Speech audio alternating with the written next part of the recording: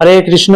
আমি সঞ্জয়। আমার চ্যানেলের নাম সনাতনী কথা সত্য কথা। তো আজকে আবার এসেছি আরেকটি নতুন তত্ত্ব কথা নিয়ে। আজকের কাহিনী, যমরাজ কি তার বোনের সাথে কোনো সম্পর্ক করেছিল, বা যমরাজের মৃত্যু কিভাবে হয়েছিল, তো তাই নিয়ে আজকে আলোচনা করব। শুরু করার আগে প্রথমেই বলি, আমার চ্যানেলে যারা প্রথম এসছেন তার আগে ভিডিওটি দেখুন। যদি ভালো লাগে তাহলে অবশ্যই সাবস্ক্রাইব করে চ্যানেলের সাথে জুড়ে থাকবেন। ভিডিওটি স্কিপ করবেন না, সম্পূর্ণ ভিডিওটি দেখুন। অবশ্যই অবশ্যই ভালো লাগবে।